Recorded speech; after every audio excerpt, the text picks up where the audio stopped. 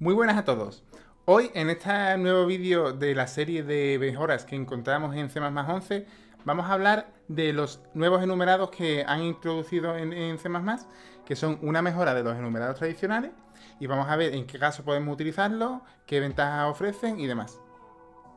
Como muchos sabréis, en C hay un tipo de enumerado que se utiliza habitualmente en un montón de bibliotecas y código normal y corriente, que se heredó en C++ de forma tal cual, pero tienen una serie de problemas intrínsecos que vamos a ir viendo porque la mayoría de ellos se resolvieron con la introducción de un nuevo tipo de enumerado conocido como enumClass en C++11, ¿vale? Entonces vamos a ver cuáles son estos problemas tan habituales y cómo se han intentado resolver en C++11 de la mejor forma posible. Para empezar, vamos a escribir un pequeño enumerado de la forma tradicional. Bueno, aquí tenemos nuestro enumerado tradicional llamado banderas, que tiene ahora mismo tres valores: flag1, flag2 y flag3. El primero de los problemas que ofrecen los enumerados tradicionales es la polución del espacio de nombre. ¿Qué quiere decir esto? Que en el momento en el que definamos un enumerado como este tipo, enumerado banderas, en cualquier unidad de compilación en el que incluyamos la definición de este enumerado, siempre que aparezcan cualquiera de los valores del enumerado, pues va a hacer referencia al enumerado, sin poner ninguna clase de espacio de nombre, ninguna clase de contexto, etc. Es decir, si en cualquier parte del código ponemos flag1, vas haciendo referencia a banderas. ¿Qué problema tiene esto? Que si tenemos otro valor que tiene el mismo nombre, que se llama flag1, pues entonces no va a haber un conflicto ahí de nombre y no se van a poder utilizar. Por defecto, el valor este va a estar de forma global disponible en toda la unidad de compilación. Había una forma que utilizaba habitualmente la gente, que es meter el enumerado en una estructura o en una clase para, digamos, acotar el ámbito y que tengamos que hacer referencia a la clase para acceder a los enumerados, por ejemplo. De esta manera, ahora para que quisiéramos acceder a flag1, flag2, flag3, no lo podemos hacer de forma directa, sino tendríamos que poner antes banderas 2.2. ¿Qué ocurre? Que realmente crear una estructura o una clase solo para contener un enumerado no es lo más habitual. Además que uno de los problemas que tiene es que dentro de los métodos de esta clase o de esta estructura seguiríamos pudiendo hacer referencia a los valores del enumerado sin poner antes el espacio de nombre o el nombre de la clase, por ejemplo. ¿Vale? Dentro de esa función, como está dentro del ámbito de banderas, no tenemos que poner banderas 2.2, lo cual pues sigue, digamos, entorpeciendo un poco el saber de dónde viene este valor. Entonces, con los nuevos enumerados de C++11, este problema se ataja directamente porque nos obliga siempre a utilizar el espacio de nombres del enumerado, poniendo siempre antes el nombre del enumerado a la hora de acceder a los valores, de la siguiente manera.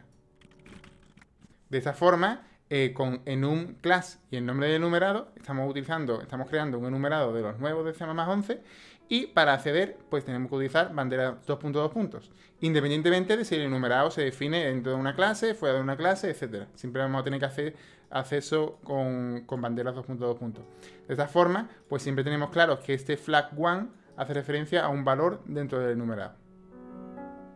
Otra problemática que tenían los enumerados tradicionales es que se convertían de forma implícita a enteros, por ejemplo, a la hora de pasar a una función. Vamos a hacer un ejemplo.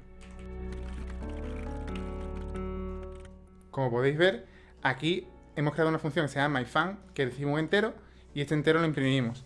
Y al llamarla, la llamamos con flag1, ¿vale? Que flag1 realmente es un valor de un enumerado, no es un entero.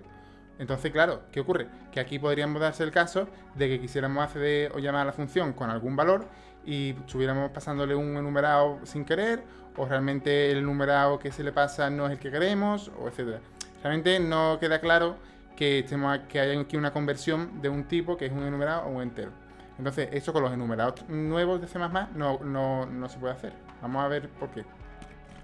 Si intentamos compilar, vemos que el compilador nos indica que no puede convertir banderas a un entero. No lo puede convertir de forma implícita.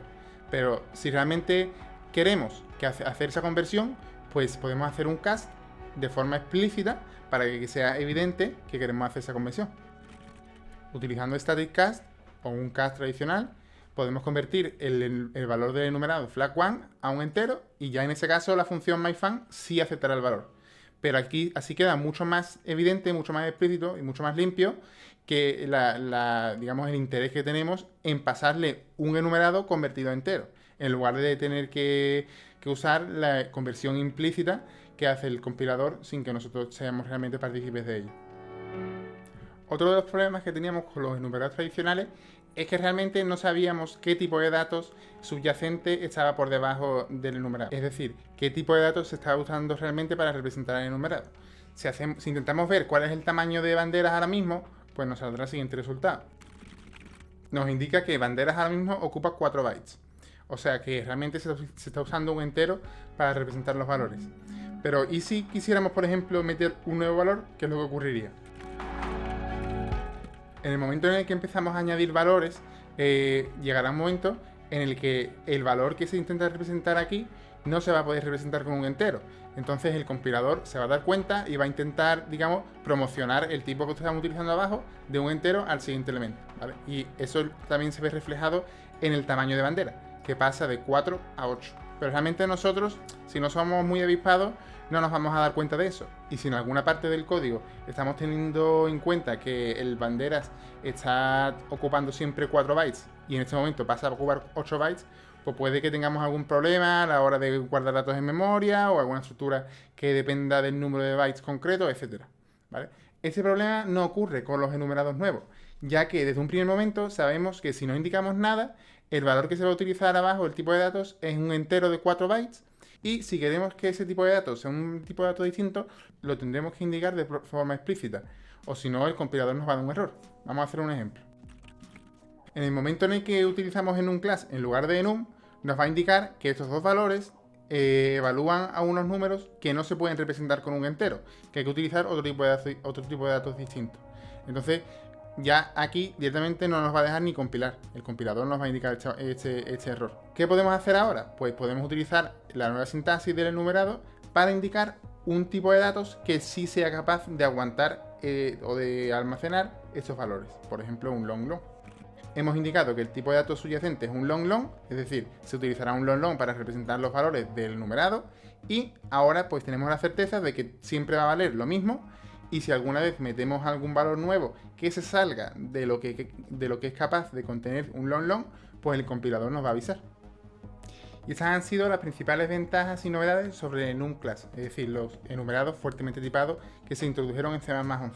La verdad es que es un tema simple, pero la verdad es que es muy potente y podemos utilizarlo en multitud de circunstancias y seguramente podemos reemplazar los enumerados tradicionales que utilizábamos en nuestra biblioteca con estos nuevos enumerados.